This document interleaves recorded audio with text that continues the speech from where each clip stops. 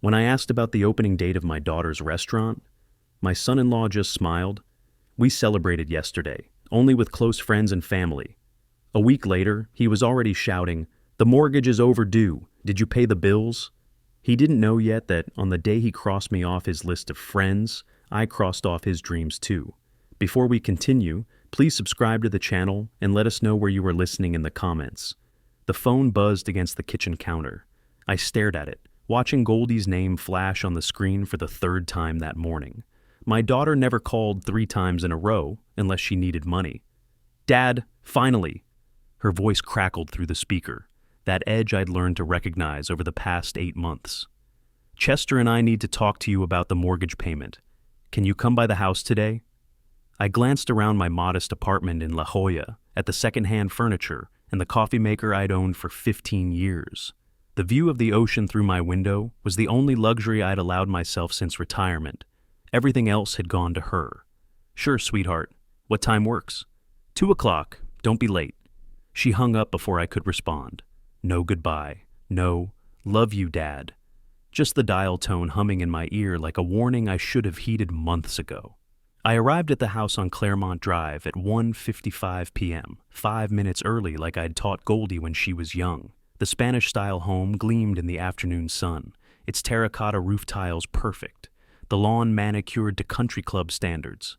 $685,000 of real estate, and I'd put down $165,000 to make it happen. Chester opened the door before I could knock. My son-in-law stood there in designer jeans and a polo shirt that probably cost more than my monthly grocery budget. He didn't smile. "Lem, come in." Not Dad or even Mr. Arnold. Just my first name, flat and impersonal. I followed him through the marble-floored entryway, past the custom kitchen with Wolf appliances, into the living room where Goldie sat on their leather sectional. The furniture alone had cost $12,000. I knew because I'd seen the receipt when I helped them move in. "Hi, Dad." Goldie's smile was tight, practiced. She looked like her mother had at 35, blonde hair, sharp features, the kind of beauty that turned heads at restaurants. But her mother had been warm. This version of my daughter felt like talking to a stranger wearing a familiar face. "We wanted to discuss the restaurant opening," Chester said, settling into the armchair across from me. "It's coming up fast, and there are some last-minute expenses we didn't anticipate." I nodded slowly. The restaurant. Golden Harvest on University Avenue in North Park. My daughter's dream since she was 16, sketching restaurant layouts in her notebooks instead of doing homework. I'd given her $120,000 for that dream, my retirement fund, trimmed down to make her happy.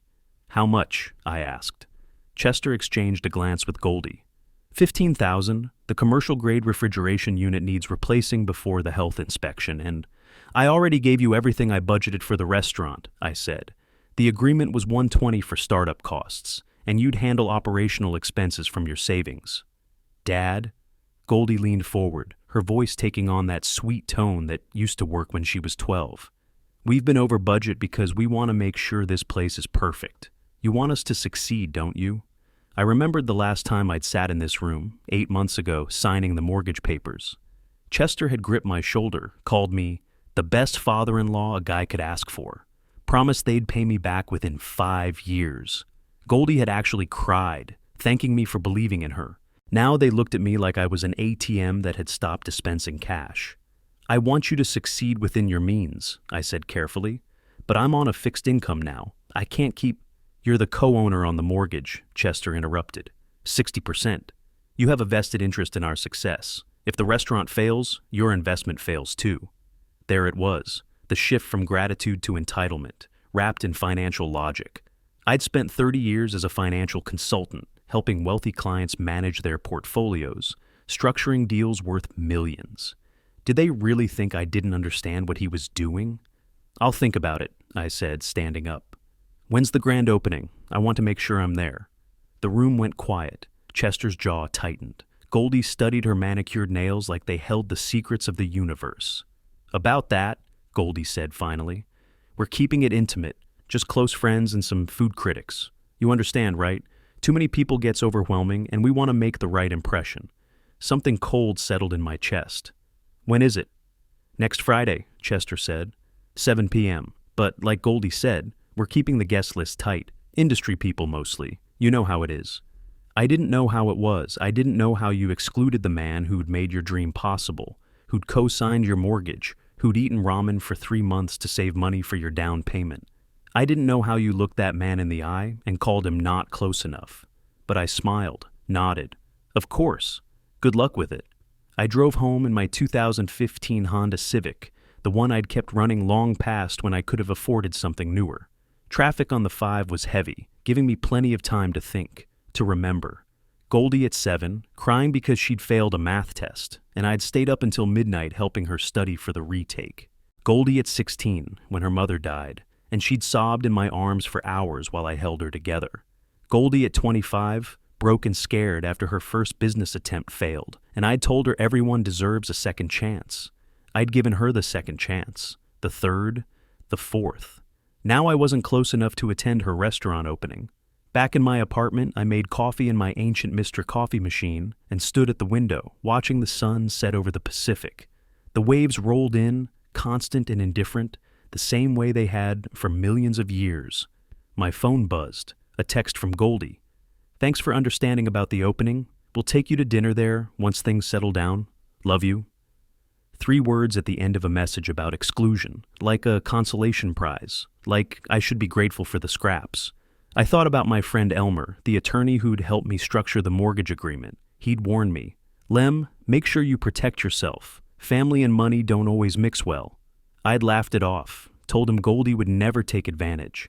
I pulled out the mortgage documents from my filing cabinet and spread them across my small dining table. 60% ownership, co-signer status, and a clause I'd insisted on over Chester's objections. Either party may suspend financial obligations pending review if circumstances materially change. The circumstances had changed, all right. I picked up my phone and called Elmer. He answered on the second ring. Lem, everything okay? I need you to review some documents, I said, and I need to know exactly what my options are if I decide to stop paying someone else's mortgage. There was a pause. Then, what happened? Nothing yet, I said, watching the last slice of sun disappear into the ocean. But I think it's time I reminded some people that being family doesn't mean being a doormat. I hung up and poured myself another cup of coffee. In the reflection of the dark window, I could see myself smiling. Not the sad smile of a hurt father, but something sharper. Something they wouldn't expect from a quiet 63-year-old retiree. Something they'd earned. 3 days passed before I heard from them again. 3 days of deliberate silence on my part while I sat in Elmer's office on Broadway in downtown San Diego, reviewing every page of the mortgage agreement with the precision I'd once used for million-dollar client portfolios. You're completely within your rights, Elmer said, sliding his reading glasses down his nose to look at me properly. He was 67, with silver hair and the kind of steady demeanor that came from 40 years of contract law. This clause here, material change in circumstances, that's your escape hatch. You can suspend payments and demand a full financial audit. I traced my finger along the paragraph. Chester had barely read this section when we'd signed. He'd been too busy calculating how much house he could afford with my money backing him. What happens if I just stop paying? The bank sends notices, 15 days for the first warning, 30 for the second. After 60 days of non-payment, they can initiate foreclosure proceedings. But since you own 60%, they'd need your approval to proceed. Elmer leaned back in his leather chair. You'd essentially have them cornered. They can't sell without you, can't refinance without you, can't do anything without you. The thought satisfied something cold in my chest. And the restaurant loan? That's trickier. It's in their names, but you're listed as a silent partner due to your investment. If they default, it hits their credit, not yours. But you could file a claim to recover your funds if the business fails. I drove home along the coast, windows down, breathing in the salt air. My phone rang somewhere around Del Mar, Goldie's number again. Dad, hey! Her voice was artificially bright. So, the opening is tomorrow night, and I wanted to give you the address in case you wanted to drive by and see the place from the outside. You know, see what your investment built. See it from the outside, like a tourist, like someone who didn't matter enough to walk through the doors. That's thoughtful, I said, keeping my voice neutral. How are the preparations going? Crazy busy. Chester's been working 18-hour days. The kitchen equipment arrived yesterday. Dad, you should see the Viking range we got. 6 burners, double oven, it's a beast. I remembered the financing paperwork for that range. $18,000 for a restaurant that hadn't served a single paying customer yet. Sounds impressive. Listen, Goldie, I need to ask you something. Sure, what's up? When you and Chester asked me to co-sign the mortgage, you said I'd be part of the family decisions, that we'd be partners in this journey. I paused at a red light, watching a family cross the street with their kids. Do partners usually get excluded from grand openings? Silence stretched between us like a wire pulled too tight. Dad, it's not like that. It's just, Chester has a vision for the brand and he thinks, Chester thinks what? He thinks we need to project a certain image, young, dynamic, innovative. Having parents there might make us seem less independent. The light turned green. I didn't move until someone honked behind me. I see, I said quietly. So I'm good enough to be your bank, but not good enough to be seen with. That's not fair, her voice cracked. You're twisting this into something it's not. We're grateful for everything you've done, but this is our business, our dream. We need space to make it our own. Our dream. I'd heard her talk about this dream since she was a teenager. I'd encouraged it, nurtured it, paid for culinary courses at Le Cordon Bleu when Chester said community college wasn't prestigious enough. $42,000 for those courses. I'd kept a spreadsheet, not because I was counting, but because old habits from my consulting days died hard. The down payment, $165,000. Restaurant startup, $120,000. Culinary school, $42,000. The new refrigeration unit they had mentioned, $15,000. Monthly mortgage payments for 8 months, $25,600. $367,600 for space to make it their own. You're right, I said. I apologize. I hope the opening goes beautifully. I ended the call before she could respond. My hands were steady on the wheel, steadier than they'd been in days. Clarity felt like cold water after a long sleep. That night, I couldn't help myself. I drove past Golden Harvest around 8 p.m. when the opening was in full swing. The restaurant glowed from within, floor-to-ceiling windows showing a crowd of well-dressed people holding wine glasses, laughing. A sandwich board outside announced "Grand Opening by Invitation Only." I parked across the street and watched. Goldie moved through the crowd in a black cocktail dress, radiant, playing hostess like she'd been born to it. Chester stood by the bar, gesturing animatedly to a group of men in expensive suits, probably the investors he'd mentioned wanting to attract. They looked happy. Successful, like people who'd made it on their own. Then I saw Inez Delgado walk in, the realtor who'd sold them the house. She hugged Goldie, handed Chester a bottle of champagne. She'd called me 2 days ago, friendly as always, assuming I'd be at the opening. Your daughter must be so excited. You must be so proud. I'd told her I was, hadn't mentioned I wasn't invited. A young couple emerged from the restaurant, and the man held the door for a brief moment. Music spilled out, along with the scent of expensive food. Through that open door, I heard Chester's voice, loud with wine and confidence.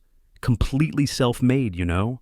Started from nothing and built this with my wife's talent and my business sense. I drove away before I could hear the rest. Back home, I made myself a sandwich and sat at my small table with the mortgage documents. The April payment was due in 6 days, $3,200, same as every month. I'd set up automatic payment through my bank when we'd first signed. I picked up my phone and called the bank's automated system, navigated through the menus, canceled the automatic payment. The confirmation number echoed in my quiet apartment, 77382 Alpha Delta. It felt like standing on the edge of something vast and irreversible. My daughter would panic when that payment didn't go through. Chester would call, angry and accusatory. There would be consequences, fallout, probably tears and shouting. But I'd spent 3 years watching my retirement savings drain into their pockets while they treated me like a necessary inconvenience. 3 years of, "Dad, can you help with?" and "Dad, we wouldn't ask if it wasn't important." 3 years of being the safety net they never acknowledged until they needed it again. I thought about my late wife Sarah, who'd made me promise before she died to always take care of our little girl. I'd honored that promise every day for 17 years since her death. But Sarah had also taught Goldie about gratitude, about respect, about understanding that love wasn't a transaction. Somewhere along the way, those lessons had gotten buried under ambition and entitlement. I pulled out my old laptop and opened a new document, started typing a list. Every expense, every loan, every instance of financial support I'd provided since Goldie's wedding 5 years ago. The numbers climbed higher than I'd realized.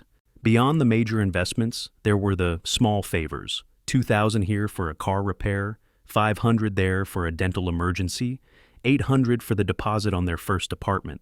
When I finished, the total sat on the screen like an accusation. $412,300. Nearly $500,000 to people who couldn't spare me a chair at their celebration. My phone buzzed. A text from Goldie, sent to a group chat that included Chester.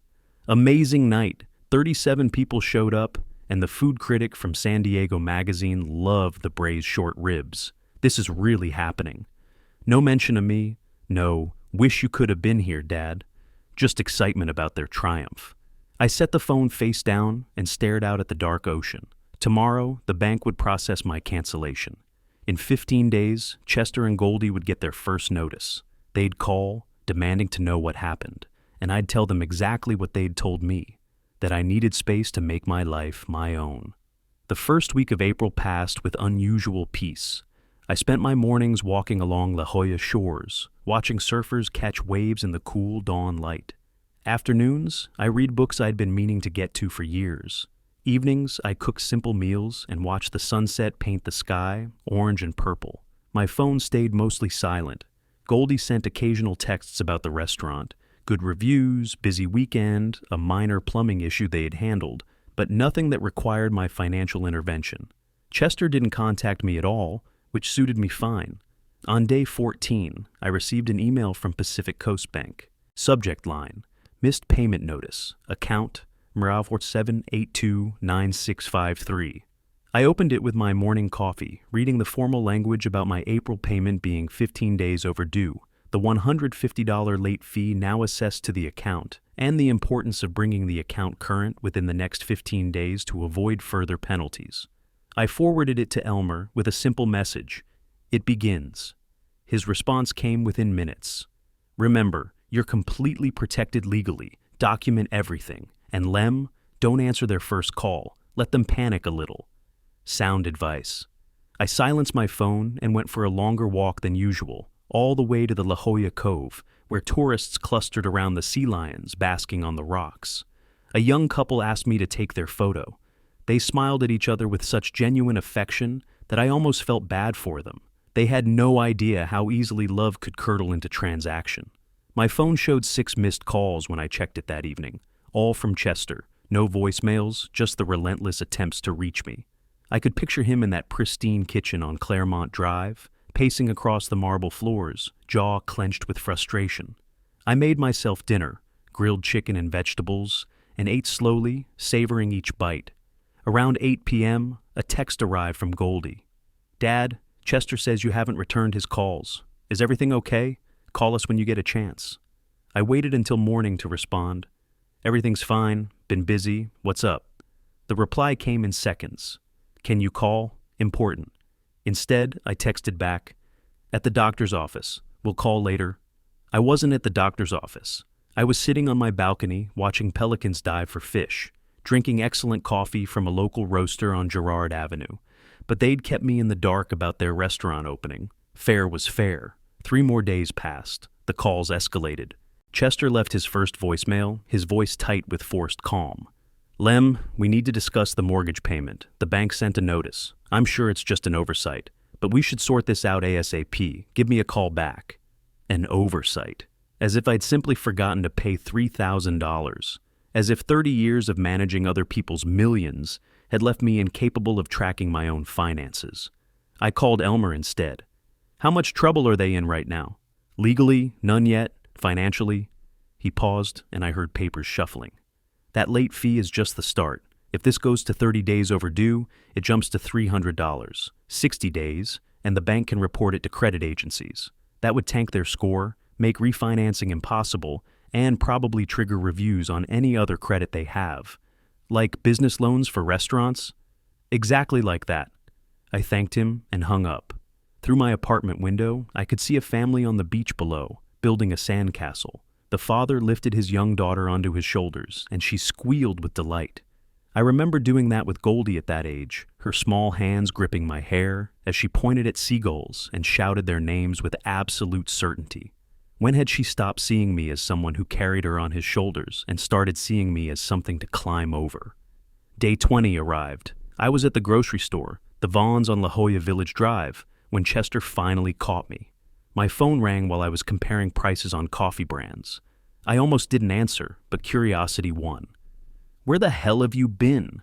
No greeting, no pretense of civility. "I've been calling for a week." I moved my cart aside to let another shopper pass. "I've been around. What's the problem?" "What's the problem? The mortgage payment, Lem. You didn't pay it. The bank is threatening penalties and our credit is at risk." "What happened?" "Oh, that." I picked up a bag of coffee, the cheap grocery store brand, not the expensive stuff I used to buy. "I've been reassessing my financial obligations. You know, making sure everything aligns with my current priorities." Silence crackled across the line. When Chester spoke again, his voice had dropped to something dangerous. "What are you talking about? You're on the mortgage. You have to pay." "Actually, I don't. Elmer, you remember my attorney friend? He reviewed the contract. Turns out I have the right to suspend payments if circumstances materially change." "What circumstances?" I reached the checkout lane, started unloading my modest purchases. "Well, for instance, if I discover I'm not considered a close enough person to be included in family celebrations. That seems pretty material to me."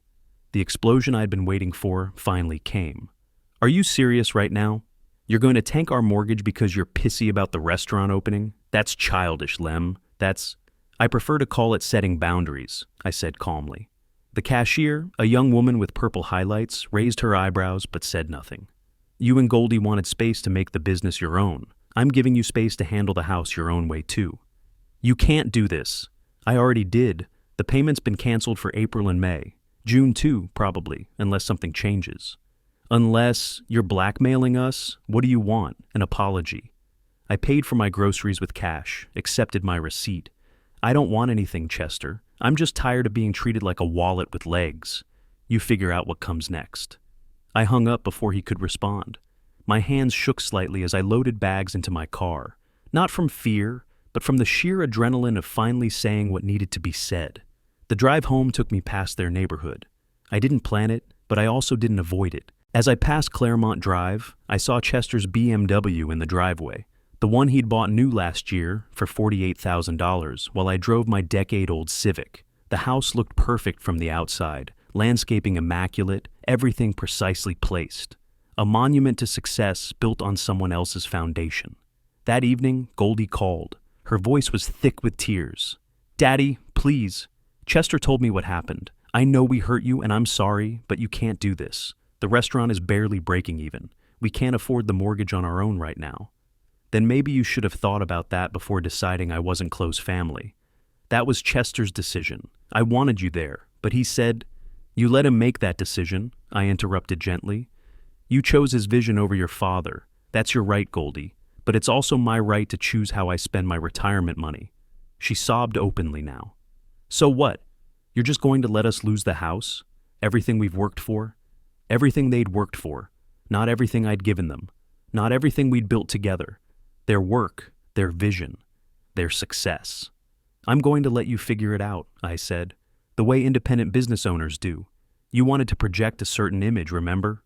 Young, dynamic, innovative, people who don't need parents around. Dad, I love you, sweetheart, but I'm done being convenient." I ended the call and silenced my phone for the night. Outside, the ocean continued its eternal rhythm, waves breaking against the shore with patient, relentless force. I'd been patient too, for years. But every wave eventually wears down the rock. I learned about Chester's brother from the most unexpected source, my neighbor's landscaper. 2 weeks had passed since my last conversation with Goldie. The May payment deadline came and went without a word from me. The bank's second notice arrived, this time with a $300 penalty and language about serious consequences if the account wasn't brought current within 30 days. I was watering the succulents on my balcony when I heard voices from the unit below. My downstairs neighbor, an elderly widow named Mrs. Patterson, was outside directing two men with hedge trimmers. One of them, a young guy with sun-bleached hair, was talking loudly into his phone. "Yeah, man, that's rough. Your brother's really in it, huh? 15 grand is no joke." I shouldn't have eavesdropped, but I did. "Tell me about it," the other landscaper said. "Chester's always getting in over his head. Now he's borrowing from family to keep his restaurant afloat. My cousin works there, says they're bleeding money." I set down my watering can very carefully. Chester had borrowed $15,000 from someone, presumably his brother, and the restaurant was losing money. This information settled into my mind like pieces of a puzzle I hadn't known I was solving.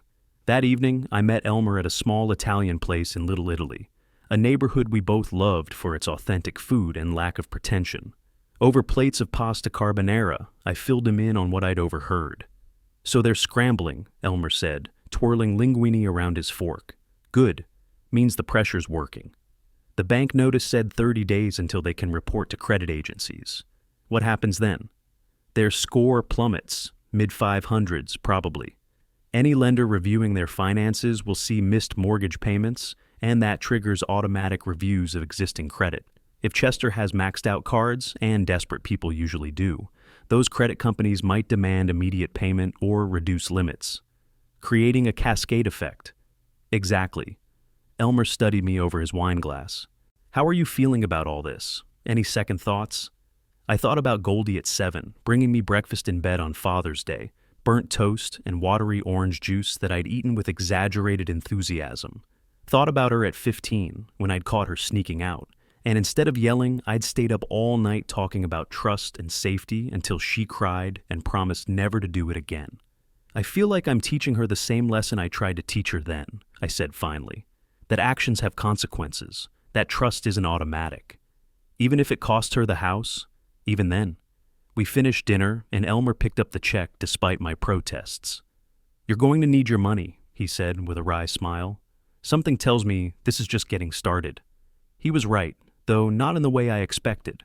3 days later, I was at my favorite coffee shop on Fay Avenue when I ran into Inez Delgado. The realtor spotted me immediately, her face lighting up with recognition. "Lem, how wonderful to see you." She had that enthusiastic energy that made her excellent at her job. "I've been meaning to call you. How did you like the restaurant opening? Wasn't it magnificent?" I took a sip of my Americano. "I wouldn't know. I wasn't invited." Her smile faltered, died completely. "What? But you're Goldie's father. You financed half the business. Chester told me you were flying in from—" She stopped, color rising in her cheeks. "Oh. Oh no. Flying in from where?" "He said you were out of state visiting friends, that you'd wanted to come but couldn't make it." She touched my arm, genuine distress in her eyes. "Lem, I'm so sorry. I had no idea they'd excluded you." "Not excluded," I corrected gently. "Just not close enough to make the list." Inez shook her head, anger replacing sympathy. "That's unconscionable, especially after everything you've done for them. Do you know I handled their mortgage paperwork? I saw how much you put down. 60% ownership, and they treat you like this?" Something in her tone caught my attention. "You know about the missed payments?" "Everyone in the office knows. Pacific Coast Bank uses our title company for foreclosure proceedings. When an account hits 30 days overdue, we get preliminary notices." She lowered her voice. "Between you and me, there's talk that if this goes to 60 days, the bank will move fast. That house is worth good money, and they don't like risky borrowers." I thanked her for the information, and we parted ways. But her words stayed with me. Everyone in the office knows. In the tight-knit real estate community of San Diego, reputation mattered, and Chester and Goldie's reputation was starting to crack. The real fireworks came on a Tuesday afternoon. I was reading on my balcony when my phone rang, a number I didn't recognize. "Is this Lem Arnold?" A woman's voice, professional and cool. "Speaking." "This is Patricia Chen from Pacific Coast Bank's Loan Servicing Department. I'm calling regarding account number 47829653. Our records show this account is now 31 days past due, with a balance of $6,650, including penalties." "That's correct." A pause. "Mr. Arnold, as the primary co-signer holding 60% ownership, you're legally responsible for ensuring timely payment." We need to discuss bringing this account current. I'm aware of my legal responsibilities, Ms. Chen, and I'm also aware that under California Civil Code Section 1511, I have the right to suspend performance under a contract when the other party has materially breached our agreement. Another pause, longer this time. Are you claiming Mr. Wagner has breached your mortgage agreement? I'm claiming that circumstances have materially changed, warranting a comprehensive financial review before I continue payments. My attorney has submitted a formal request for a complete audit of how my investment funds have been utilized. I see. Her tone shifted, became more careful. Mr. Arnold, I should inform you that if this account reaches 60 days past due, we'll be required to report it to all 3 credit bureaus. This will significantly impact both your credit score and Mr. Wagner's. My credit score is 782, I said calmly. I have no other debt, no loans, and I've never missed a payment in 40 years. One missed mortgage on a co-signed property won't hurt me much. But Chester Wagner, he's got credit cards, business loans, and a restaurant that's underwater. This will destroy him. Silence stretched across the line. When she spoke again, there was something almost like respect in her voice. You've thought this through. I spent 30 years as a financial consultant, Ms. Chen. I always think things through. After she hung up, I sat very still, watching sailboats drift across the bay. The dominoes were falling exactly as I'd anticipated. The bank would contact Chester. Chester would panic. And somewhere in that panic, he'd make mistakes. My phone buzzed. A text from a number I didn't recognize. This is Chester's brother, Daniel. We need to talk about what you're doing to my brother's family. Call me. I deleted the text without responding. Family loyalty was admirable, but Daniel hadn't co-signed anything. His $15,000 loan to Chester just meant he'd lose money too when this whole thing collapsed. That night, I couldn't sleep. I kept thinking about the house on Claremont Drive, about Goldie walking through those rooms, maybe starting to understand that the walls around her were less stable than she'd believed. Part of me wanted to call her, to explain that this wasn't about punishment, it was about respect, about being seen as more than a checkbook. But I'd tried explaining for months, in gentle hints and careful conversations. They had heard what they wanted to hear and ignored the rest. Sometimes the only teacher that works is consequence. I fell asleep sometime after midnight, and I dreamed of waves. The call came at 7 in the morning, early enough that I was still in my bathrobe, watching fog roll across the ocean. Chester's name flashed on my screen like an alarm. I let it ring 4 times before answering. Good morning. The mortgage is overdue. No greeting, just raw panic. 60 days, Lem. The bank is threatening foreclosure. What the hell is wrong with you? I poured myself coffee, the phone tucked between my shoulder and ear. Nothing's wrong with me. How are things at the restaurant? Don't. He sucked in a breath, and I could practically see him pacing. This isn't a game. We got a letter from the bank yesterday. They're reporting us to the credit bureaus. Do you understand what that means? It means your credit score is about to drop like a stone in deep water. Our credit score! You're on this mortgage too. I took a sip of coffee. Perfect temperature. My score will take a minor hit. Yours will crater. There's a difference between someone with one blemish and someone juggling debt like flaming torches. Silence. Then, how did you know about your debt? Chester, I spent 3 decades helping people manage money. You think I can't spot financial desperation when I see it? I walked out to my balcony, felt the cool morning air on my face. The question you should be asking is, why would someone this desperate exclude his primary financial backer from important events? Jesus Christ, we're still on that? Fine. You want an apology? I'm sorry we didn't invite you to the opening. There, happy? Now pay the damn mortgage. Not quite how apologies work, I said mildly, but I appreciate the effort. Still doesn't solve your problem, though. What do you want from us? Interesting question. What did I want? An acknowledgement that I was more than a wallet? Proof that my daughter still remembered I'd raised her alone after her mother died? Evidence that the man she married had an ounce of gratitude in his designer-clothed body? I want you to figure it out on your own, I said, like the independent, dynamic young entrepreneurs you told your restaurant guests you were. I hung up before he could respond. My hand was steadier than it had been during our first confrontation.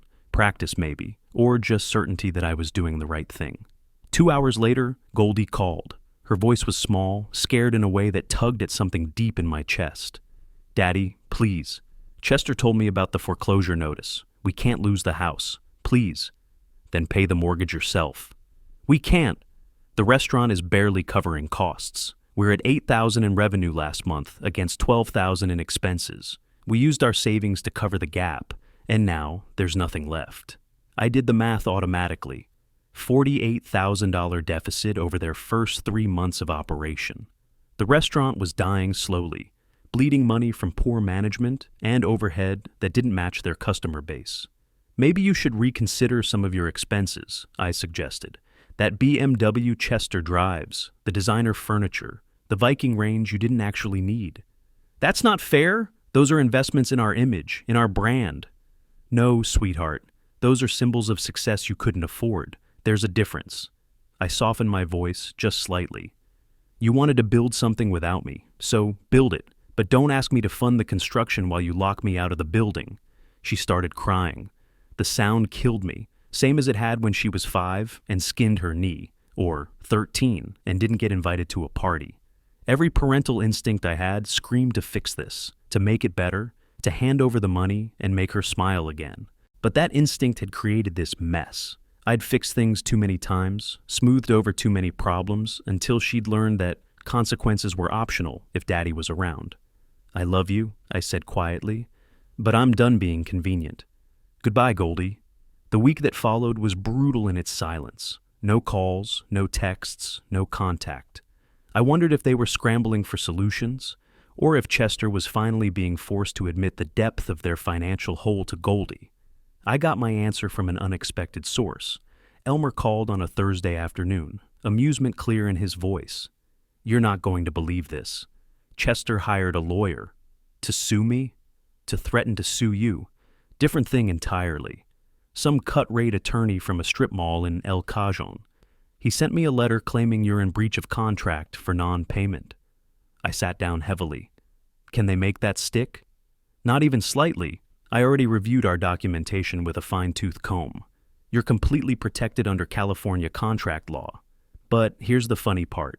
This lawyer, he's charging them $500 for a consultation that any first-year law student could have told them was pointless. So they're throwing away money they don't have on a case they can't win. Bingo, and it gets better. The lawyer sent a copy of his letter to the bank, probably thinking it would help their case. Instead, it flagged them as litigious borrowers, which makes the bank even less likely to work with them. I couldn't help it. I laughed. Actually laughed, the sound startling in my quiet apartment. Chester's attempt at a power play had backfired spectacularly, like watching someone try to put out a fire with gasoline. What happens next? I asked. I'll file a response, get this thrown out at the preliminary hearing, maybe 2 weeks from now. The judge will probably sanction them for filing a frivolous suit. Elmer paused. Lem, they're not thinking straight anymore. They're panicking, making mistakes. This is when people get dangerous. Dangerous how? Desperate people do desperate things. Just be careful, okay? I promised I would, though I wasn't sure what danger a restaurant owner and his wife could pose beyond angry phone calls. I found out sooner than expected. That Saturday, I drove to my usual coffee shop on Fay Avenue, the one with the good pastries and the better espresso. When I walked in, the barista, a young woman named Sophie who always remembered my order, looked uncomfortable. Mr. Arnold, I need to tell you something. A guy was in here yesterday asking about you, wanted to know if you came in regularly, what time, stuff like that. My stomach tightened. What did he look like? 30s, dark hair, expensive watch. He showed me a picture of you on his phone and said he was trying to reconnect with an old friend. She bit her lip. I didn't tell him anything, but it felt weird. Thought you should know. Chester had to be. What was he planning? To confront me in public? Try to embarrass me into compliance? I thanked Sophie and left without ordering. Drove home with one eye on my rearview mirror, feeling foolish and paranoid, but unable to shake the unease. Back in my apartment, I called Elmer again, told him about the coffee shop incident. File a police report, he said immediately. Document everything. If he's following you or having you followed, that's harassment, potentially stalking, depending on how persistent he gets. I did file a report, though the officer who took my statement seemed skeptical that anything would come of it. Family disputes, he said with a shrug. Happens all the time. Just keep documenting if it continues. That night, I stood on my balcony and looked out at the lights of the city, thinking about how quickly things had escalated.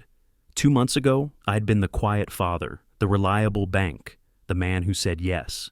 Now, I was the obstacle between Chester and Goldie and their crumbling dream.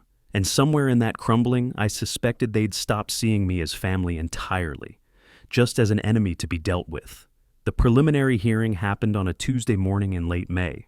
I sat in the courtroom on Broadway, downtown San Diego, watching Chester and his bargain bin attorney shuffle papers at their table. Goldie wasn't with him, a detail that struck me as significant. Elmer sat beside me, perfectly calm in his tailored suit, reviewing notes he'd probably memorized days ago. Across the aisle, Chester wouldn't look at me. His jaw was set tight, and I noticed the circles under his eyes, the wrinkled collar of his shirt. He looked like a man who wasn't sleeping well. Good. Judge Patricia Morrison entered, a woman in her 50s with iron-gray hair and an expression that suggested she'd seen every trick in the book twice. The proceedings were mercifully brief. Chester's attorney, a nervous man named Robert Finch, who kept adjusting his tie, started with what I assumed was his best argument. Your Honor, Mr. Wagner and his wife are facing financial hardship due to Mr. Arnold's refusal to honor his contractual obligations. As a co-signer on the mortgage, he has a legal duty to— Have you read the contract, Mr. Finch? Judge Morrison interrupted. Yes, Your Honor, but— Then you're aware of Section 7, subsection C, which explicitly allows either party to suspend payments pending review if circumstances materially change? Finch's face went from pale to red, like watching a thermometer rise in real time. That clause is overly broad, Your Honor. It could be interpreted to mean exactly what it says. She turned to Elmer. Mr. Brooks, has your client provided formal notice of his intent to review the financial arrangement? Yes, Your Honor. Filed with Pacific Coast Bank and served to Mr. Wagner on May 2nd. We've requested a complete accounting of how Mr. Arnold's initial investment of $165,000 has been utilized. And has Mr. Wagner provided that accounting? Silence. Chester shifted in his chair like a kid caught without his homework. I'll take that as a no. Judge Morrison closed the file in front of her with a decisive snap. Mr. Finch, this is a frivolous suit. Your client is in breach of his own agreement by failing to provide requested documentation. Furthermore, filing this action has wasted the court's time and Mr. Arnold's legal resources. I'm dismissing the case with prejudice and imposing sanctions of $1,200 against Mr. Wagner, payable to Mr. Arnold within 30 days. Chester's face went through several colors, red, white, then a kind of grayish green that suggested he might be sick. His attorney looked like he wanted to melt through the floor. Court is adjourned, Morrison said, already reaching for her next file. Outside the courthouse, Chester caught up to us on the steps. This isn't over. Elmer put a hand on my arm, a silent suggestion to keep walking. But I stopped, turned to face my son-in-law in the bright morning sun. You're right, I said. It's not over. You still owe me $1,200 in sanctions, plus $9,600 in missed mortgage payments, plus interest on my original investment. But who's counting? You're destroying your own daughter's life. Chester's voice rose, drawing looks from people passing by. You claim to love her, but you're taking away everything she's worked for. Everything I paid for, you mean? I kept my voice level, conversational. Tell me, Chester, when you told those people at the restaurant opening that you were self-made, did you believe it? Or did you just think I'd never find out? His hands clenched into fists. For a moment, I thought he might actually swing at me. But Elmer stepped forward, his presence enough to make Chester think better of it. Stay away from my family, Chester hissed. She's my daughter long before she was your wife, I said quietly. And when this is all over, she'll still be my daughter. But you'll just be the man who squandered her dreams and blamed everyone else for it. I walked away before he could respond. My heart was hammering, adrenaline making my hands shake. But underneath the nerves was something else. Satisfaction that I'd stood my ground without losing my composure. That was risky, Elmer said as we reached his car. Maybe. But sometimes people need to hear the truth without the polish. That afternoon, I got a call from an unknown number. Against my better judgment, I answered. Mr. Arnold, this is Vanessa Kim from the San Diego Health Department. I'm calling about Golden Harvest Restaurant. You're listed as a silent partner in our business registration records. My stomach dropped. What's happened? We conducted a routine inspection yesterday and found several violations. Improper food storage, inadequate hand washing facilities, evidence of pest activity. We've issued citations totaling $800 and required them to close for 48 hours until remediation is complete. I closed my eyes. The restaurant was already hemorrhaging money. 2 days of forced closure, plus $800 in fines, plus whatever it cost to fix the violations. This could be the death blow. Thank you for informing me, I said. After she hung up, I sat very still, thinking. The health department inspection had been routine, she'd said. But in my years of consulting with restaurant owners, I knew those routine inspections often came from anonymous tips. Had someone reported Golden Harvest, one of Chester's enemies in the industry? Or maybe just a dissatisfied customer who'd found something wrong with their meal? Or, and this thought made me uncomfortable, had someone in my circle made a call? Inez knew people at the city. Had I mentioned the restaurant's struggles to her? I pushed the thought away. Even if someone had tipped off the health department, the violations were real. The restaurant had actually failed to meet standards. This wasn't sabotage. It was consequences of poor management. My phone buzzed. A text from Goldie. We have to close the restaurant for 2 days. $800 fine. This is killing us. Please, Dad. Please. I stared at the message for a long time. Imagine my daughter in that restaurant she'd dreamed about, watching health inspectors tag violations, feeling her dream crumble around her. Part of me wanted to transfer the money immediately, to make this problem disappear like I'd made so many others disappear over the years. But that was the problem, wasn't it? I'd made things too easy. Taught her that failure was optional if you had a rich enough safety net. I typed back, I'm sorry you're going through this, but I believe you can figure it out. Her response came in seconds. How can you be so cold? Cold. That word stung more than I expected. But cold would be walking away entirely. Cold would be enjoying her suffering. What I felt was something else.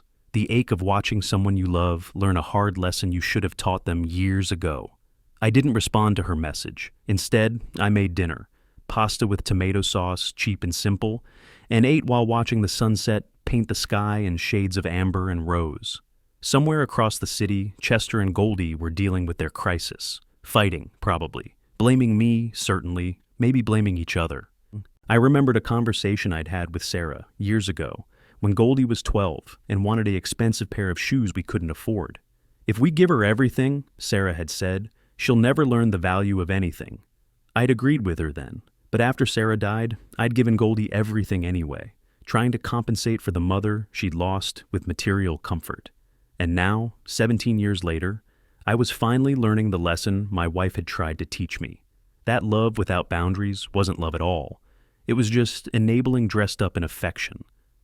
June arrived with the kind of heat that made San Diego feel less like paradise and more like a test of endurance. I was watering my balcony plants when Elmer called with news that made the temperature feel even hotter. The bank reported them to all 3 credit bureaus, he said without preamble. Chester's score dropped to 542. Goldie's is at 558. I set down the watering can. What does that mean practically? It means every creditor they have is going to review their accounts, credit cards, business loans, everything. Some will reduce limits, others will demand immediate payment on overdue balances. He paused. Lem, this is going to get ugly fast. He was right. 3 days later, I learned just how ugly from an unexpected encounter at the Whole Foods on Girard Avenue. I was comparing prices on coffee beans when I heard a familiar voice from the next aisle. Told you we should have gone to Costco. This place is too expensive. Goldie. I froze, my hand still on a bag of French roast. We need to maintain appearances, Chester replied, his voice strained. People see us shopping at discount stores. They'll think the restaurant is failing. The restaurant is failing, Chester. We lost $11,000 last month. I moved quietly toward the end of the aisle, staying out of sight but close enough to hear. Wrong? Probably, but I was past caring about propriety. It's just a rough patch. Once we get past these violations and reopen, with what money? MasterCard cut our limit to $5,000. Discover closed our account entirely. Your brother wants his $15,000 back, and we can't even pay next week's payroll. A long silence. Then Chester, quieter. We'll sell some things. The furniture, maybe. My car. Your precious BMW? Goldie's laugh was bitter. The one you just had to have? The one that cost $700 a month? Don't start with that again. Why not? You started this whole mess, telling me we didn't need my father at the opening, that we had to look independent. Look where that got us. I heard something that might have been a shopping cart slamming against a shelf. Your father is a vindictive old man who can't stand seeing us succeed without him. Succeed? Goldie's voice cracked. We're drowning, Chester, and maybe he had a point. Maybe we should have included him. Maybe we should have treated him with some basic respect instead of what? He gave us money. That doesn't buy him a seat at every table for the rest of our lives. I stepped around the corner then, unable to help myself. They were standing by the organic produce, Chester gripping the shopping cart handle like it was the only thing keeping him upright. Goldie with tears streaking her mascara. They saw me at the same moment. The color drained from Goldie's face. Chester's jaw went rigid. "Hello," I said simply. "Dad." Goldie's voice was small. I heard. I looked at the sparse items in their cart. Generic pasta, the cheapest vegetables, nothing like the expensive ingredients I knew the restaurant required. Having trouble? Chester stepped forward, positioning himself between Goldie and me like I was a threat. "We don't need your commentary. Apparently you don't need much of anything from me. Just $400,000 over 5 years, a house down payment, a business loan, and ongoing mortgage payments." I kept my voice pleasant, conversational. "But who's counting?"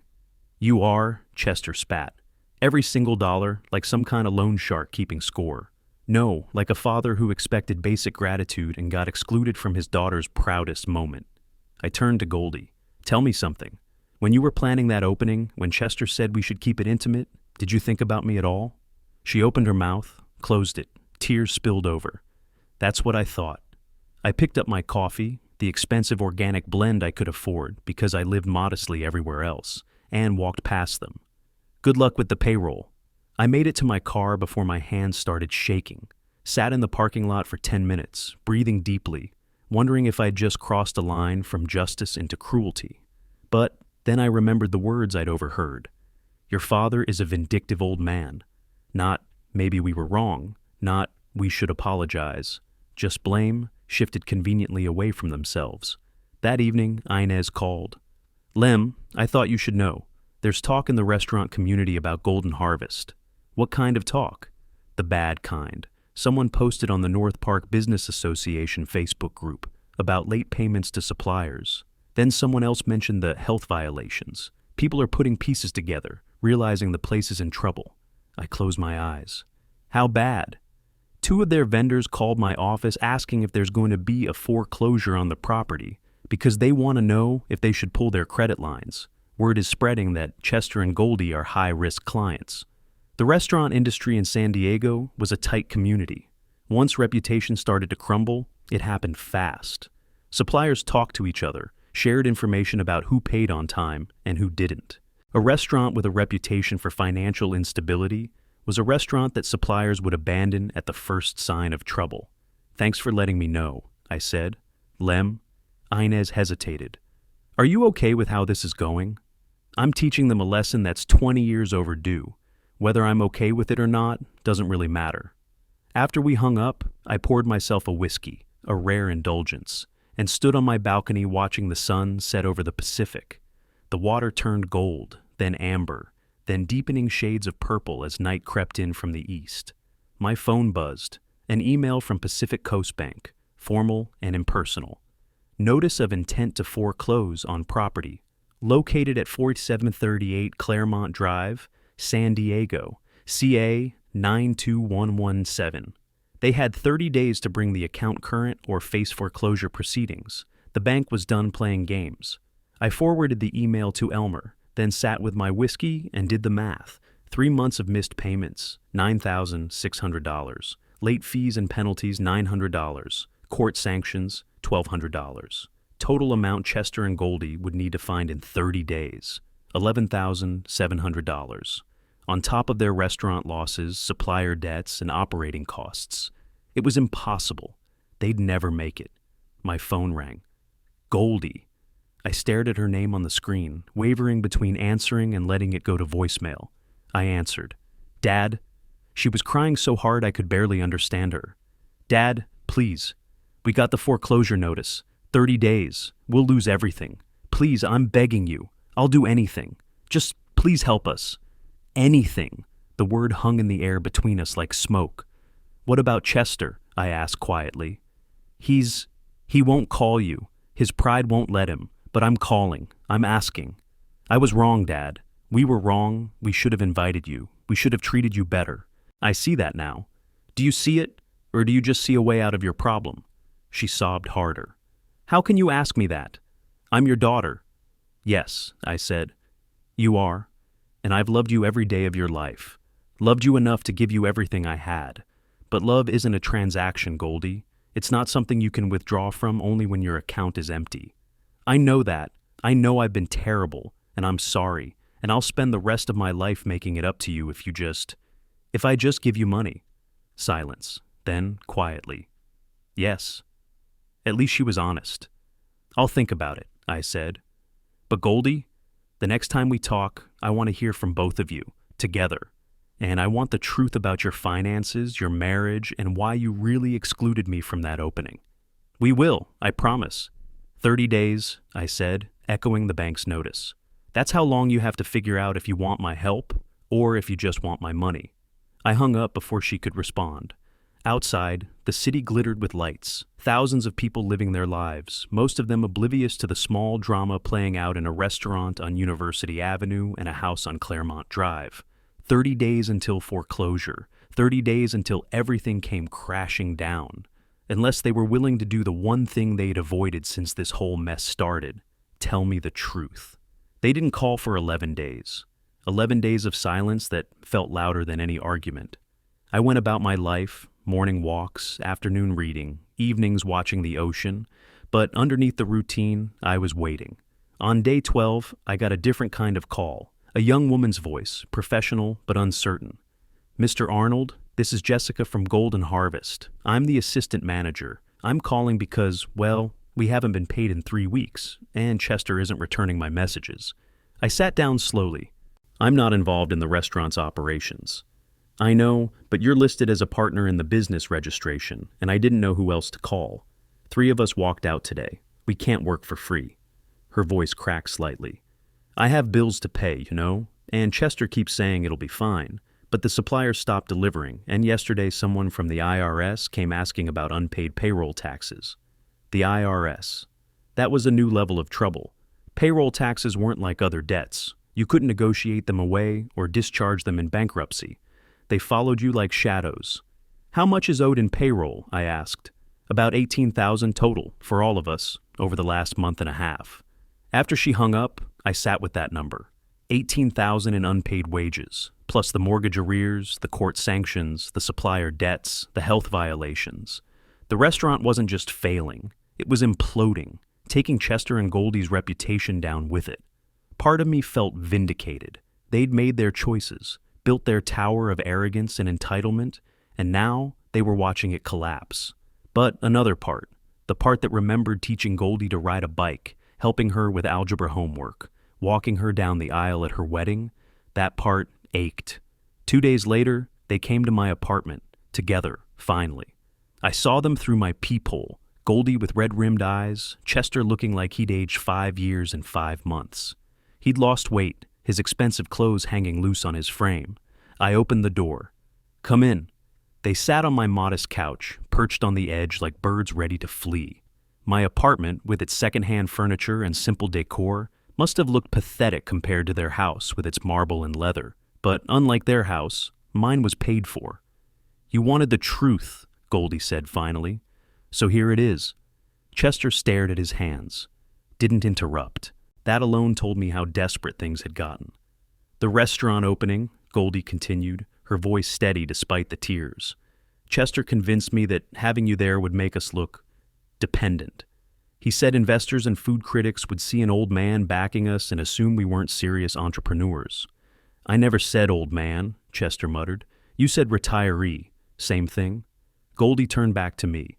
I went along with it because I wanted to believe we could do this on our own, that we were as talented and capable as Chester kept saying we were. But mostly I went along with it because it was easier than fighting with him. And the lies afterward? I asked, telling Inez I was out of state. Chester finally looked up. That was me, all me. I didn't want people asking questions, didn't want anyone thinking we'd cut you out. Bad optics. Bad optics, I repeated. Your father-in-law wasn't worth inviting, but the appearance of having excluded him was worth lying about. His jaw tightened, but he nodded. Yes, it was arrogant and stupid, and I'm sorry. Are you sorry you did it, or sorry it backfired? Silence. Then Chester did something I hadn't expected. He laughed, a bitter, broken sound. Both? I don't even know anymore. Everything I've touched since March has turned to ash. The restaurant, our credit, our marriage. He glanced at Goldie. We fought for 3 hours last night about whether to come here. She wanted to. I wanted to sell everything we owned first, prove we could handle this without you. And what changed your mind? We ran out of things to sell. The BMW's gone, sold for $32,000, which sounds like a lot until you realize we owed $38,000 on it. The furniture netted us $8,000. We're sleeping on an air mattress now. He ran a hand through his hair. Yesterday, my brother served me with a lawsuit for the $15,000 I borrowed. So, yeah, I guess what changed my mind was hitting absolute rock bottom and realizing there's no way up without help. I looked at Goldie. And you? What do you want from this conversation? I want my dad back, she whispered. I want to stop lying to myself that we didn't need you, that we could do this alone. Her voice broke. I want to be 7 years old again, when the worst thing in my life was a failed math test and you stayed up all night helping me study. The memory hit me like a physical thing. That night, teaching her multiplication tables with candy pieces, watching her face light up when she finally understood. Back when I could fix her problems with patience and presence. I can't make you 7 again, I said quietly, and I can't fix this mess by just throwing money at it. That's what got us here in the first place. Then what do you want? Chester asked, and for the first time he sounded genuinely curious rather than defensive. I want you to understand something. I leaned forward. For 5 years, you've treated me like a resource to be extracted, a convenient bank that didn't charge interest and never said no. You took $400,000 from me and couldn't spare one invitation to the event that money made possible. That's not forgetfulness. That's not bad planning. That's contempt dressed up as independence. Goldie flinched like I'd slapped her. Chester went very still. But here's the thing, I continued. I don't want you to lose everything. I don't want my daughter sleeping on an air mattress or dodging IRS agents. What I want is for you to actually see me, not as a wallet, not as a safety net, but as a person who deserves basic respect and inclusion. We do see you, Goldie said. I swear, Dad, we do now. Maybe, or maybe you see that you need me, which isn't the same thing. I stood, walked to my window overlooking the ocean. I'm going to make you an offer, one time only. Take it or leave it. They waited, barely breathing. I'll pay off the mortgage arrears, $11,700, plus I'll cover the next 3 months of payments to get you stable with the bank. That's $27,300 total. Hope flared in Goldie's eyes. Chester leaned forward. But, I said, and watched that hope flicker, there are conditions. First, you sell the restaurant, immediately. Take whatever you can get, use it to pay off your suppliers and employees. No more pretending you can make it work. Dad, the restaurant is my dream. Your dream is a nightmare that's drowning you. Sell it, learn from it, and maybe try again in a few years when you're actually ready. I held up a second finger. Second, Chester pays back his brother in full, even if it takes him years. Family debts are the worst kind, and I won't enable you to burn that bridge. Chester nodded slowly. Okay. Third, you both get financial counseling, real counseling, from a professional who will teach you how to budget and plan and live within your means, and you show me the receipts proving you went. Done, Goldie said. And fourth, this is the big one. You both write me a letter, not an email, not a text. An actual handwritten letter explaining what you learned from this experience and how you plan to do better. You have 30 days. They looked at each other, then back at me. That's it? Chester asked. That's all you want? No, I said. I also want my Sundays back. Once a month, we have dinner together, just the 3 of us. No phones, no drama, just Family time where you actually talk to me like I matter. Goldie started crying again, but this time with something that looked like relief. Yes. Absolutely yes. Chester stood, extended his hand. Thank you. I don't deserve this, but thank you. I shook his hand. His grip was firmer than I expected, his palm calloused from restaurant work. You're right. You don't deserve it, but Goldie does. And more importantly, I deserve to have my family back. After they left, I stood on my balcony and watched the sunset paint the sky in shades of forgiveness. I transferred the money the next morning, $27,300 wired directly to Pacific Coast Bank with a memo line that read, Final mortgage assistance for account number 478296553. The word final felt important, a line in the sand. Elmer called an hour later. You did it? I did it. How do you feel? I thought about that. Like I just paid for an expensive lesson, hopefully one they'll actually learn. And if they don't, if they blow this chance, then at least I'll know I tried. That's more than they gave me. The first test came faster than I expected. 3 days after our conversation, I drove past Golden Harvest on my way to the grocery store. A large "For Sale" sign hung in the window, along with a handwritten note. Thank you to our loyal customers. New ownership coming soon. I pulled over, stared at that sign for a long moment. They'd actually done it, listed the restaurant, admitted defeat, chosen survival over pride. It was a small thing, but it mattered. The second test arrived by mail a week later. 2 letters, one in Goldie's looping handwriting, one in Chester's angular script. I made coffee, sat on my balcony, and opened Goldie's first. Dear Dad, it began. No daddy, no diminutive. Just the simple acknowledgement of our relationship. I've spent the last week trying to figure out what to write. How do you summarize 5 years of taking someone for granted in a single letter? How do you explain that you stopped seeing your father as a person and started seeing him as a solution? The truth is, I can't fully explain it. I can only tell you what I've learned. I learned that dreams built on other people's sacrifices aren't really yours. That success you didn't earn is just borrowed time. That the people who love you most are the easiest to hurt because you know they'll keep loving you anyway. Mom used to say you were the strongest person she knew, not because you were tough, but because you were steady. Like a lighthouse, she said. Always there, always reliable, never asking for credit. I took advantage of that steadiness. I mistook your generosity for obligation, your love for a resource I could mine whenever I needed it. The restaurant failed because Chester and I didn't know what we were doing. We had passion but no planning, dreams but no discipline. Every time something went wrong, we threw money at it. Your money, instead of learning to problem solve. And when that ran out, we blamed everyone except ourselves. Losing the restaurant hurts, but losing your respect hurt more. I'm 28 years old, Dad. It's time I grew up and learned what you've been trying to teach me all along, that love is a verb, not a noun.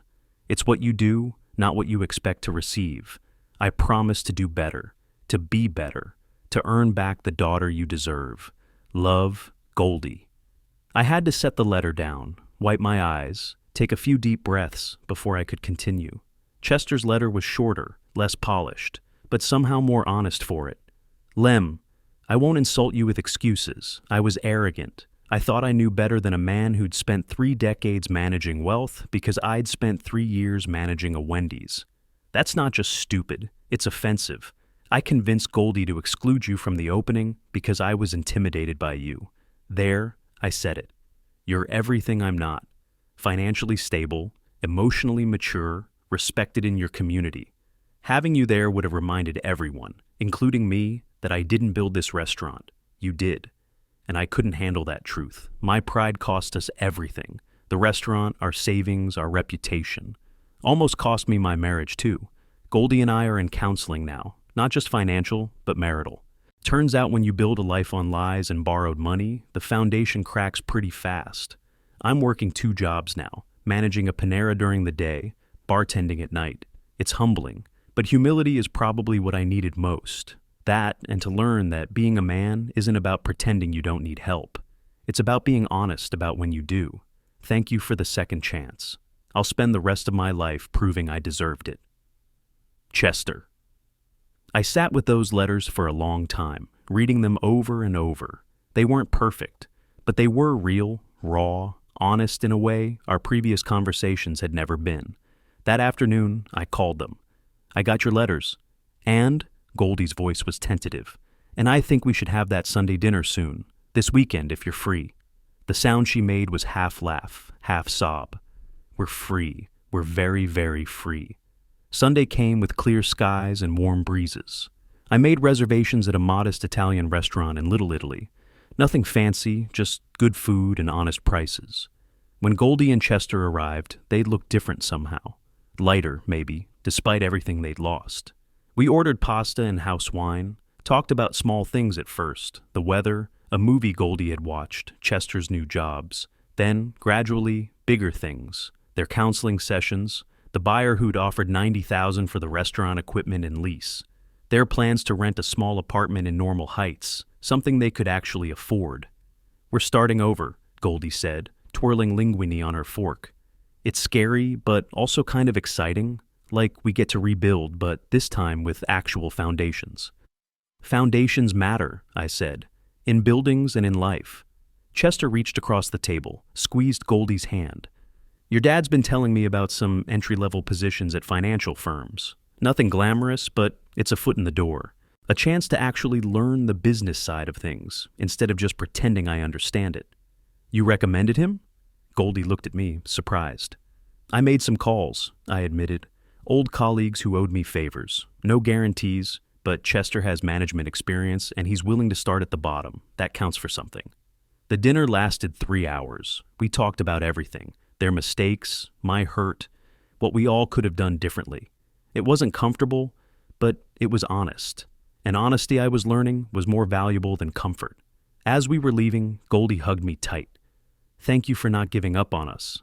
"I'm your father," I said simply.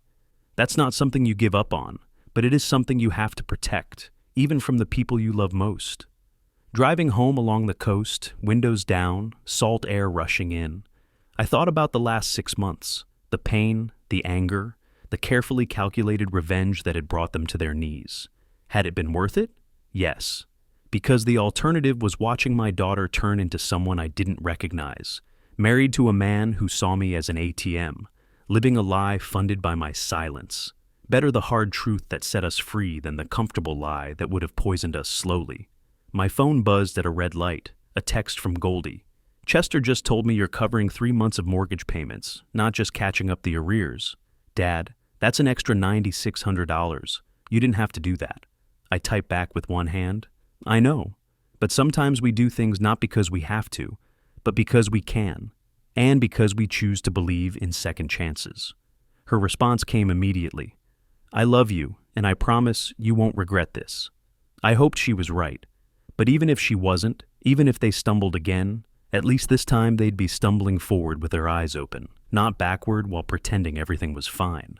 The ocean stretched out beside me, endless and patient, its waves still breaking against the shore in that eternal rhythm, teaching the same lesson they had always taught, that persistence matters, that consequences are real, but that forgiveness, true forgiveness, was possible for those willing to do the work. I drove home to my small apartment, to my secondhand furniture and my ocean view, and I felt something I hadn't felt in months. Peace. September arrived with the kind of perfect weather that reminded me why people paid premium prices to live in San Diego. I was on my balcony reading the newspaper over coffee when my phone rang. "Elmer, the restaurant sold," he said. "Final papers signed yesterday. $92,000 for the equipment and lease transfer." I did the math automatically. After paying off suppliers, employees, and outstanding debts, Goldie and Chester would walk away with maybe $15,000.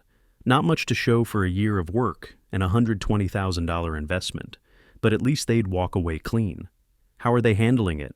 Better than expected. Chester's already been hired at Merrill Lynch, entry level, but it's a real job with benefits. Goldie's taking online business courses, talking about maybe teaching culinary arts instead of running a restaurant. Learning from failure instead of repeating it. Maybe there was hope after all. The Sunday dinners had continued through August and into September. Each one slightly easier, slightly more genuine. We'd established rules, no talk of money unless absolutely necessary, no rehashing old grievances, just present tense conversations about current life. At the last dinner, Chester had shown me his first paycheck stub from Merrill Lynch. $32,000 a year, he'd said with a self-deprecating laugh. Not exactly the six-figure salary I was aiming for. Everyone starts somewhere, I'd replied. The question is where you end up, not where you begin. Goldie had surprised me by bringing a small gift, a framed photo of the three of us from her wedding day, before everything had gone sideways. I found this while packing for the move, she'd said. Look at your face, Dad. You were so happy for me. I'd been happy, blind maybe, to the warning signs of Chester's fiscal irresponsibility, but happy. Now it was the final Sunday of September, and we'd agreed to meet at my apartment instead of a restaurant. Goldie wanted to cook for me, a gesture that felt symbolic somehow, like reclaiming a skill she'd turned into a failed business and reframing it as an act of love.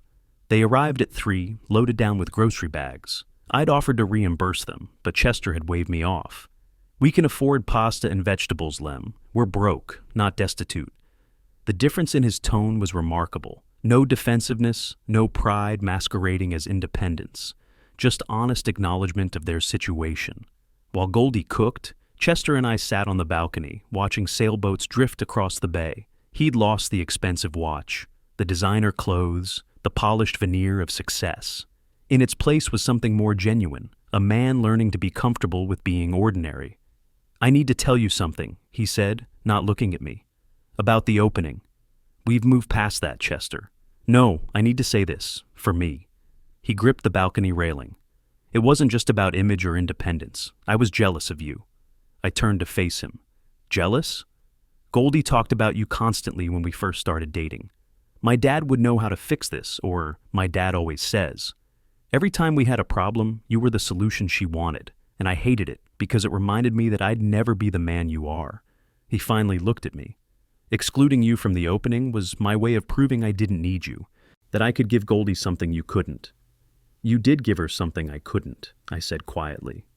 You gave her a partner, someone to build a life with. I'm her father, Chester. We were never in competition. I know that now. Took losing everything to figure it out, but I know it. Goldie called us in for dinner. She'd made carbonara, simple, classic, the kind of dish that required technique more than expensive ingredients. It was perfect. Mom's recipe, she said as I took my first bite. You taught it to me when I was 16, remember? Said it was important to know how to make something delicious with just eggs, pasta, and bacon. I remembered. That had been a hard year, money tight after Sarah's medical bills. We'd eaten a lot of pasta. It's perfect, I said, and meant it. After dinner, we sat in my small living room, the three of us crammed onto my second-hand couch. It should have felt crowded, but instead, it felt right. Dad, Goldie said, her voice serious. We need to talk about the money you gave us, the $27,000. It's done, forgotten. No, it's not forgotten. We want to pay you back. I started to protest, but Chester held up a hand. Hear us out. We know it'll take years, maybe a decade, but we're setting aside $200 a month. That's what we can afford right now, without going into more debt. At that rate, we'll have it paid back in, 11 years? 11 years and 4 months, I said automatically, the old financial consultant in me unable to resist the calculation. Right. So, when I'm 49 and Goldie's 39, we'll throw you a party to celebrate paying off our debt. And you'll be, 74?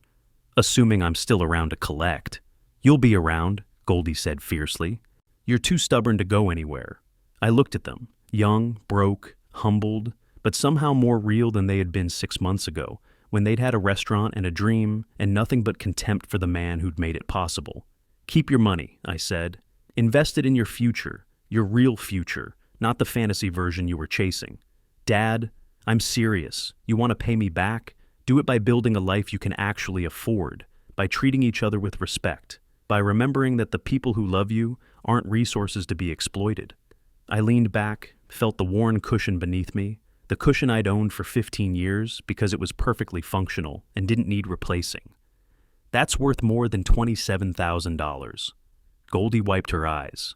How did you get so wise? Practice and pain. Lots of pain. I smiled. Mostly yours lately. Chester laughed, a real laugh, the first I'd heard from him in months. You've earned the right to gloat.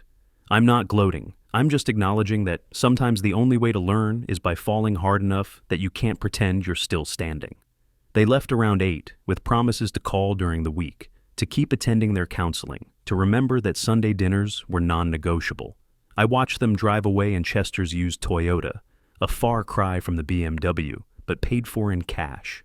Alone in my apartment, I poured myself a small whiskey and stood on my balcony watching the city lights flicker on as darkness settled over the bay. Somewhere out there, Chester and Goldie were driving to their modest apartment in Normal Heights, probably already arguing about something trivial. That's what couples did. But underneath the argument would be something they'd lacked before, a foundation of honesty.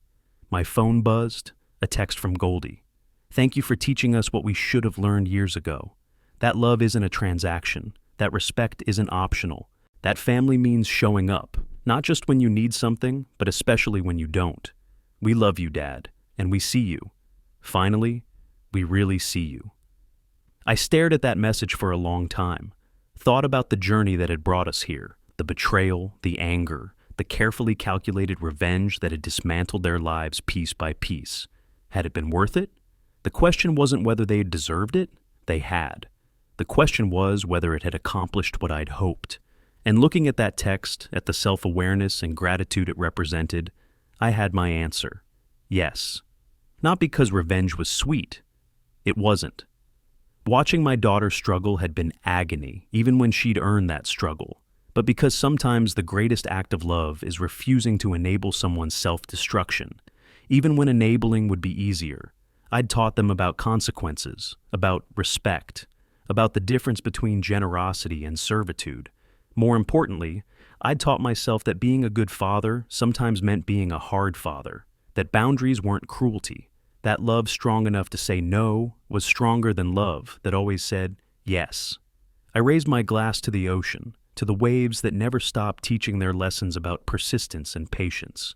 To second chances, I said to the night, and to being close enough to earn them. The city glittered below, full of people learning their own lessons, fighting their own battles, building their own futures. Somewhere in Normal Heights, my daughter and son-in-law were doing the same. And for the first time in years, I wasn't carrying their weight. I was just their lighthouse, steady, reliable, always there when they needed guidance, but expecting them to do the sailing themselves. That felt right. That felt like peace. That felt like victory. If you like this story, please like this video, subscribe to the channel, and share your impressions of this story in the comments. To listen to the next story, click on the box on the left. Thank you for watching.